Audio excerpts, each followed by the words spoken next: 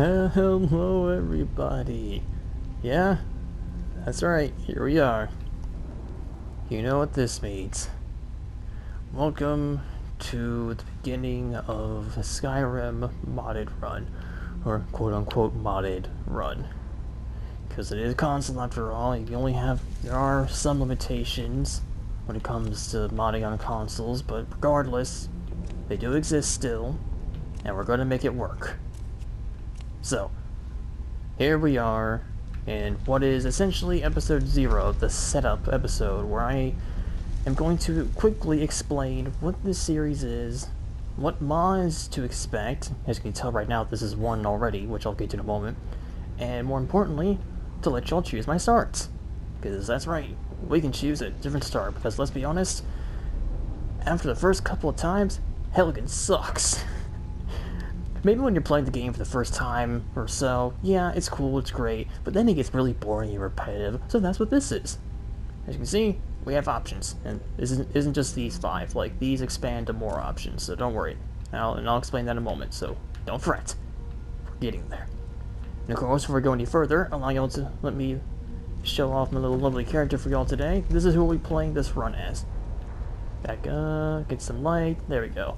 This is my Red Guard, Vaneshi. Say hello to Vaneshi. Yep. So I'm playing as a Red Guard for this run. Because I thought, I usually do Argonian or Khajiit. I never really done any other races, but Red Guard kind of stood as one that was like, okay, they seem kind of interesting. I might do them, so I'm going to commit to it. We're doing Red Guard. So that's what this run's going to be. A console modded run with the Red Guard Vaneshi. So with that out of the way, let's now get to the best part. What y'all want to know about the mods. I've already kind of explained some of these a little bit, but now it's time to actually go into an in-depth view about what we're getting ourselves into here. Which y'all might like. Or maybe. I hope you do. Part of the reason I want to do this because I was looking through these and I saw some of these and thought, hey, this sounds interesting. And then one thing led to another, and here I am.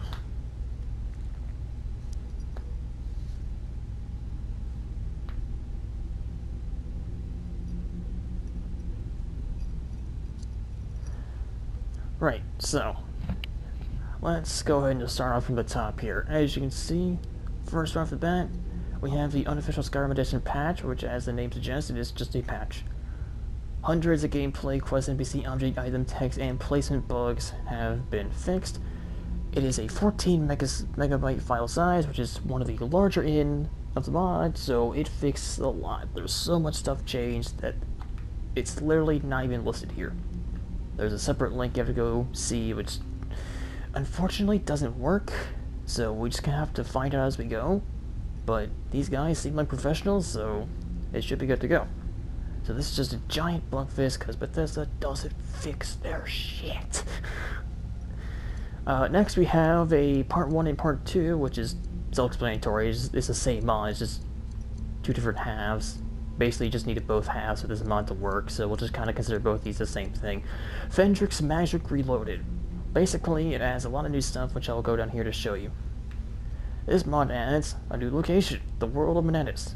Bunch of new spells, element archetypes, types of spells and summons, legendary enchanted stuff, new staffs, artifacts, new boss encounters, loading screens apparently, a new home, which we won't be using by the way. Let's be honest, I just like the Hearthfire DLC houses too much.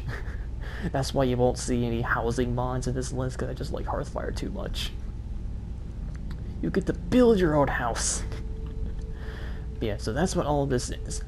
It's basically just a giant mod that adds a whole lot of new magical stuff. And this is just saying how to get and whatnot, which I won't really bother you about too much about, because that's what I gotta worry about. You just get to watch and enjoy. Alright? So next we have Haste, which is kind of like this, but this isn't like a patch for bugs. This is more like a patch for gameplay style stuff. So I won't say all of them. You can pause and read as I go, but I will list off a few just to give you an example of what we're working with here. So for example, animals no longer have the ability to report crimes. NPC crime radius detection reduced. You have torches illuminating more areas. If attacked by thugs, assassin your guard, they'll do the job and help you. Remove the wizard duel because it was broken. Smelting, tanning, now level smithing. You get paid more for bounties. Renting a room and carriage cost more. Certain bounties cost more, so you can't just pay your way out of doing stupid stuff. Like, you can't just murder a guy and pay it off and be on your merry way. Weights of leather and ore switched around a bit. Fixed the bug with the hunting bow on your followers. All merchants now marked as essential, so they don't die. You suddenly no longer have somewhere to sell things. Stuff like that. Okay, so you can pause any time while I scroll through this to read all of it, but that just kind of gives you an example of what this is. So we have the bug patch, we have the gameplay patch. Now we have this. Fast alternate start. That's what we are in right now. Because, like I said, hello this morning, so here we are. This allows us to choose a new start.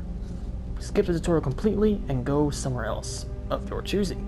You can start with a faction. You can start drunk in any bar. You can start rocked in Left 4 Dead, apparently. You can also optionally start as a vampire werewolf, which I won't be doing, just because reasons. And we can optionally start with any standing stone, which I'll also do, but I'm going to wait to see what y'all decide, because I'm going to get to that in a second here. So basically this allows me to choose different starts to work with, or if you wanted to, still play the game normally, but still skip Helgen, start at the Guarding Snow as you ever would. Basically just straight up the original storyline path, but just skip Helgen still. So that's what this is. Then we have Immersive Citizens AI Overhaul, which is kind of self-explanatory. It basically overhauls them so they have more unique dialogues per location, they react more realistically to dangerous situations, stuff like that. So that's good. Then we have the Better Combat AI, which is the combat version of AI, which once again won't list everything, but you can pause and scroll through, but to give you a sense of what's going to happen. Smarter NPC combat behaviors, they can try to bash a stagger, they can attempt to block, attack while you're not blocking, disengage from combat if they gain distance, attempt to circle the enemy if they can't find an angle, NPCs have a wider search radius when alerted, archers are more prone to draw melee weapons if available if they believe they're getting charged. Expanded differences in combat style, so not all enemies will attack in the same style, which gets boring and easily predictable. So NPCs using a berserk style will spend majority of time attacking, while tanks will spend most of their time blocking. Something like a farmer will be less effective than a bandit ringleader. Wolves will circle around the enemy and only attack for short periods. Dragons now have a highly prefer hovering strafing attacks over perched ground attacks. Thankfully, to balance for melee players, when dragons do decide to land, they stay landed for an increased amount of time. Yeah. And then creature additions, like severely lowered confidence of horses while alone. Giants now have the ability to flee. Hag Ravens is bigger and much more aggressive and will cast spells more frequently. Stuff like that. So, massive combat overhaul. So it's no longer just the same predictable combat style for every single enemy. Moving on. Easy Writer's Dungeon Pack. Straight simple, adds a bunch of new dungeons for me to explore. Stuff that you don't normally get in vanilla. Just new places to do stuff with. You know, stuff like that. Let's see, we have rebalance level list because, well, let's be honest, I'll let this mod says it best, so let me go up here. Ever thought about how pointless it is to fight a dragon for 200 gold? Ever spent more than an arrows you lost during the fight? What about that time you walked away with nothing but an empty petty skeleton of an extremely difficult dungeon? Or about that time you fought the fabled dragon freeze for the dusty bone meal? Or that time? You get the idea. Basically, it rebalances the leveled loot tables of things like dragons and dungeon chests, especially the ending dungeon chests. So now, it's actually worth your time. You get good stuff from it. You get paid for it. This is just kind of, now, like, basic chests and whatnot should still be about the same. This is just kind of the ending, like the big ending chests in dungeons or dragon fights, stuff like that. Rich vs. Skyrim, pretty self-explanatory. I hated how little they have. This kind of works in conjunction with this, in all honesty, because, like, you get back from a dungeon, you have, like, 10 billion jewels you want to sell for money, but the merchants only have, like, 750 gold, which is not enough for all your jewels. You have to like fast travel between 3 different vendors. I don't like doing that. If I'm gonna go somewhere to sell something, I want it to be all a one-stop shop and done. That's it. So it just raises their price. Deadly bosses of Skyrim. This adds a bunch of new bosses around the lands for me to fight and claim unique loot from. This kind of lists all the bosses where they are. Now, apparently this mod also lists, it adds map markers of where they are, so we kind of know where to go find them, but they're bosses, so this might be a little while. There we go. Frostbite, a magical fox follower. Honestly, I just thought this was kind of funny and cute, so I just got this one just for the sake of... I just thought it'd be cool. Yes, I'm going to make this my follower when I get him. I know where he is, but depending on where I start, I can't get him right away. Because there is a certain spot you gotta go get him. I just thought this was cool and funny, so that's pretty much self-explanatory. It's just a fox follower that fights for you. He can't die, thankfully. Well, except maybe by you, of course. That's how every follower is, but you get the point. Every school damage magic is kind of an add-on to Fendrix. Not so much, it's not nearly as big. It's basically just... It gives every school magic that isn't destruction a spell that's destruction in nature. So it gives you a way to help level up the other schools of magic without... let's take Alteration, for example. Without saying they're just spamming Transmute Ores or spamming Candlelight or healing, whatnot. It just gives you another way to level up those schools of magic with actual combat spells. That's basically all it is. Just adds a couple damaging spells. Weapons and Magic of Skyrim. Again, self-explanatory, adds a lot of new stuff. See, look at all these weapons it adds. Actually, not good. Again, you can pause anytime if you really want to see them, but look at all these projectiles it adds. Look at all these spells and powers, which can be bought from the Temple Divines, apparently. So good to know. Like, look at all this, man. It has a bunch of stuff. Like look at this. Forge Master's Flame Breath, for example. Highborn. Lurker Spray. Ugh, actually, that's not one I would want. It just adds a whole bunch of stuff. The list just goes on and on and on and on and on. Enchantments. Oh, enchantments. Well, actually, one of these are visual, though. So if I want to look like a ghost or something. But, yeah. So that's that. Better horses. Basically just a horse AI update, so they're actually faster, not just your same speed. They can run away from combat when they sense danger. They don't accidentally get killed in combat. Stuff like that. Better horse AI. Dolomite's weather and lighting. Simple. Makes weather and lighting look a lot better. Oh, here we go. The great cities. So for these cities you see listed here, Dawnstar, Dragonbridge, Falkreath, Morthal, Workstead, or Winterhold, it basically updates them to have a grand new aesthetic and breadth of life. So now Winterhold, for example, is no longer just a couple of shops and some wrinkly dinky broken houses. Now it's actually a freaking town with houses off the side of the cliff to represent the collapse of Winterhold. That, for example, it actually looks better now, for those cities at least. That's what that does, and then continuing that trend, we have Kato's Whiterun, which same gist, makes Whiterun look better. Riverwood makes Riverwood look better, so I try to find as many of these as possible to update the looks of many of the towns to make them look better and feel different. I couldn't find one for every town, but that's... And then here we got this. Magical College of Winterhold, which is kind of like what these are, except for the college itself, so it updates the look for... It updates the College of Winterhold's aesthetic and look, and I did some testing, which, by the way, I tested a lot of this before starting, so this should be good to go. So that's what that does.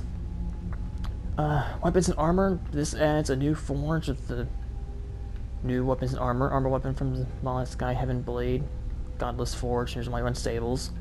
For some reason, you can fast travel to this place already, but again, in my testing, can't do that as a level 1 pleb, so...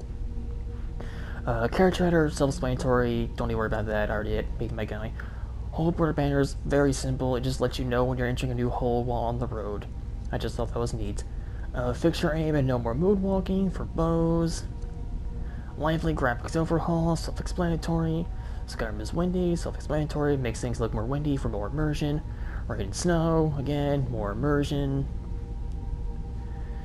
That makes rain and snow. Oh, and actually, with this one, also, when you're in snow, it actually gives you like a frost-looking effect in your armor. It doesn't actually do anything, but it makes it look like you got snow on you. Lamppost of Skyrim. It has lampposts on the road. Simple enough. Lore-based loading screens. These you probably won't have to worry about. I guess if... Because the thing with loading screen is either they're short or they're long. If they're short, I'll probably leave them. If they're long, I'll probably cut them. So, that's just kind of... That's just there. I thought it was neat. Obsidian weathers. Changes the weathers look better. Water. Yeah, now we're just kind of getting to... Now we're at this... See, now we're just kind of at a lot of the, just visual stuff. The immersion stuff. None of, like, dungeons or bosses. It's just kind of visual stuff, you know? Make things look pretty. That kind of stuff. Improve sounds, again, self-explanatory. Modifies a bunch of the sounds. Makes them louder, makes them quieter, makes them higher pitched, some lower pitched. I think changes some. Stuff like that. More kill moves and decapitations. I just thought this was fun. Again, another mod I just thought was funny. Increases the kill moves and decapitation moves. Unlocks the ability to get sneak attack kill moves even when detected. Unlocks the ability to get more than one kill move during a battle. Adds missing kill moves from many creatures. I just thought that was cool. So, you know, occasionally in a fight, when you go and attack a creature that's low enough on health, you'll do like a special animation that looks cool and whatnot. Stuff like that. Guard armor replacement. Now, this is actually really cool. Because this does two things. One, it allows you to actually craft and wear and upgrade the guard armors you see, but it also adds a new armor set for each of the hold guards. So what that means is, now, the guards throughout Skyrim will no longer have the same default chainmail armor and bucket head helmet and basic round shield. Well, actually, the shield might still be the same, but they won't have the stupid, boring chainmail and bucket head helmet. Now, every single hold guards has a unique armor associated to them that makes them look a lot more lively and unique. So, for example, winter hold guards now have the spiky helmets and white armor, while let's take fucking Solitude. Let's take Solitude, for example. They have darker armor, kind of a black-red color scheme with the not buckethead helmet. We have Valkyrie, that they have a little orcish helmet and tough metal armors. Like, it gives them... It's not just your standard guard armor. It gives each hold their new armor, along with being able to craft them. Various dragons. This is more of a visual thing. Don't get your hopes up. I tried to find a mod that actually added literal new dragons or made dragons tougher to fight. Alas, I could not. So this mod, Various Dragons, is slightly, unfortunately, more of a visual thing. It just changes the it adds variations to the appearance of each type of dragon. It doesn't actually add new ones completely or make them more challenging. It's just appearance. It should still be nice because now it won't be the same dragon mesh every 10 dragons you fight, for example. Now they'll actually look different, which is nice. Still nice, don't get me wrong. But, yeah, like I said, I tried. This is all we got. I hope it's still good enough. Diverse creature and bosses, again, back to it. More creatures to fight in the world throughout the world. And bosses. Name is self-explanatory. Bridges of Skyrim. Kind of like the cities thing. This replaces a lot of those basic stone bridges with bridges that match the realm, so... Excuse me. Bridges around the Dawnstar area. No, not Dawnstar. Not Dawnstar, my bad. Markarth. Bridges around the Markarth area will now actually look like Dwemer bridges, or bridges around the Riften area will look more kind of like natural pathways, not just those blocky stone bridges in every single corner of the land. Same thing as the cities one, changes of looks. Unlevel items, pretty straightforward. You can probably see in the thumbnail itself.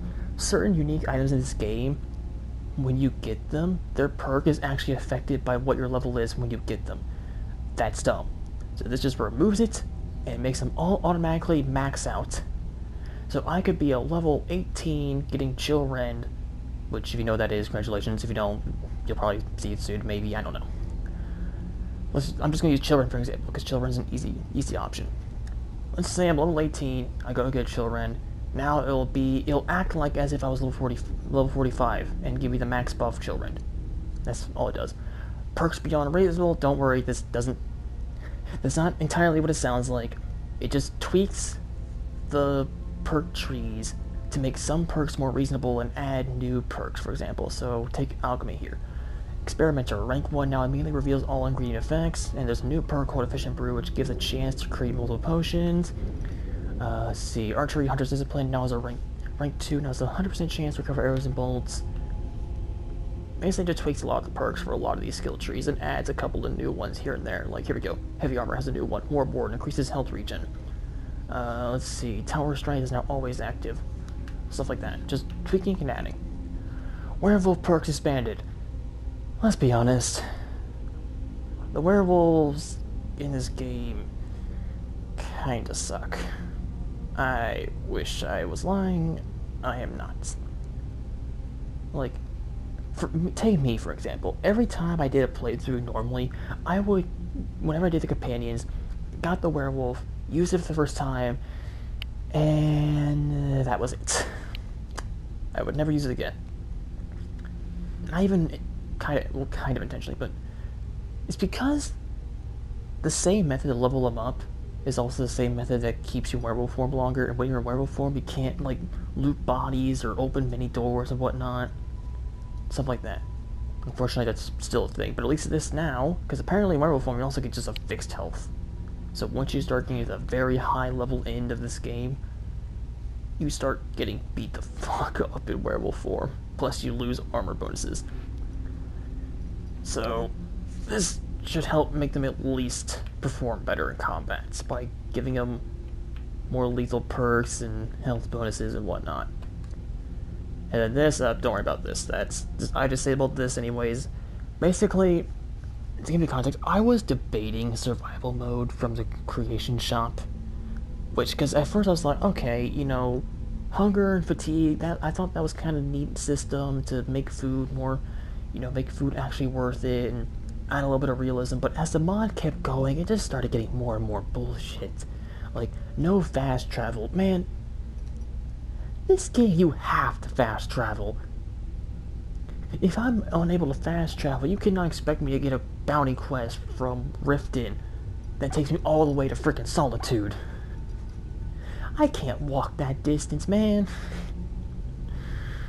And then stuff like harsh cold system, reduced carry weight, stuff like that. I debated it, I did, but as it kept going, it just... So, no survival mode, and that's why this was here, but I decided against it, so it's disabled, so don't worry about this mod. But yeah, so that's the mods that you will be expecting as we play through this. Tweaked and new and tweaked perks, items, city changes, environmental changes, new bosses and creatures, new dragons, new armors, a lot of visual and aesthetical improvements, bug fixes, gameplay fixes, new weapons and armors, dungeons, stuff like that. So, with that out of the way, now you know what we're in for, right? Right. So, with that said, that now brings us to our alternate start. Now, it would just be simple if I said, oh, I feel like choosing this, or I feel like choosing that. No. There's another reason why this is the setup episode, or episode 0. You all get to decide my start for this run. You all get to choose how my fate begins. And based on what you all choose will also be what I choose from these Guardian Stones, because in all honesty, I have 2 builds I want to try. Problem is, I can't do both. because that's too many skills to invest into. So basically what I'm going to do is, depending on what you all end up choosing, will also kind of be ending up choosing how I choose my playstyle of this game. In case you're curious, by the way, that playstyle I'm debating is either a classic two-handed heavy warrior or a conjuration build, because I just love bound weapons. Bound weapons are fun. Just pull a sword from the aether, go nuts. I just like bound weapons, so. But of course, there's also the Fendrix mod, so who knows, maybe I can go nuts with the magic. But, like I said, what you all choose as my start will ultimately also help decide what kind of playstyle I would choose, which thus will help me choose one of these starting stones as far as my playstyle. So, now you're thinking, what are my options? Well, we have the basic option of just start the Guardian Stones, which is the classic ray if you wanted that, but I doubt any of you will want that, so we'll just kind of move on from that and go here first. Owning property. Plain and simple, you just start owning a property from one of the cities that gives you property. Now, for the sake of when I click on one of these, I can't back out, so I'm not going to click on these. Instead, I'm just going to explain your options to you. Because once I click this, I can't back out to this room. So if I click this, I have to commit to it, basically. So owning property, where are my property options? Well, you have Falkreath, Riften, Whiterun. You have Markarth, Morthal, I believe, is one, and Solitude. Fair enough. Alright, then we have Drinking in the Tavern. Basically, this is just any city with a tavern, which is a lot of cities, by the way, including some of the lesser cities like Dragonbridge, like Rorikstead. So this is just kind of a way to say, start at a bar, start at a tavern with a bunch of wine bottles for some reason. I playtested this, by the way. This is basically just starting some. I think this is more of a just starting a city option. You don't really have any preferred combat style, or you're not very rich. You just have a bunch of wine on you. I think you have a dagger or something to start with. It's just kind of a start anywhere option. Join a faction. This is a little more self-explanatory. You can choose any of the factions to start with. You can start with the Imperials, the Stormcloaks. You can start as a mage at the College of Winterhold. You can start with the Companions in Whiterun. You can even join the Dawn Guard from the Vampire DLC. Oh, which, speaking of, by the way, this Drinking in the Tavern one, this includes the bar on Solstheim. The Solstheim Island DLC. It includes that bar. So I could theoretically start my playthrough on Solstheim. It would be one hell of a start. So yeah. So so we have that. We have join a faction, which I just listed to you. Oh, and Thieves Guild and Dark Brotherhood. Those are also two factions. And then there's this one. Now,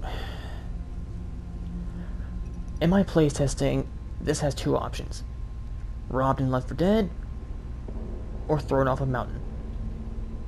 The Thrown Off a Mountain one I tested, and it doesn't work. Like, it works, but when I showed it to my friend, he said that it put you on top of a mountain that you can't get down from because you would die from fall damage. So, for the sake of this option here, Stranded and Helpless, only includes Robbed and Left for Dead. We're going to ignore the mountain one. For the sake of this, we're just going to ignore the mountain one. So, your options are Robbed and Left for Dead, joining one of the factions I listed, going to any town's bar, or owning property, or if you really want to, just start normally at the Guardian Stones. Those are your options for me, and that will help you all decide what I do, and help me decide how I'll play this game. I think this will be fun. I think this will be really fun. This is interesting. I kind of like where this is going already. I mean, I'm excited for this, which is unusual because Skyrim's been out for a super long time. So it's kind of weird, but here we are.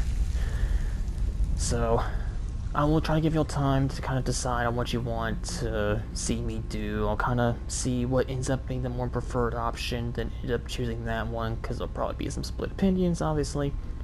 But yeah. So those are your options. And again, for the sake of this run, The optional vampire and werewolf in the room back there is off limits. I'm not going to start with those right out of the way. Even if y'all choose companions, because I can just do the companions quest line to get to werewolf. It's pointless. Plus, I could break something. So yeah.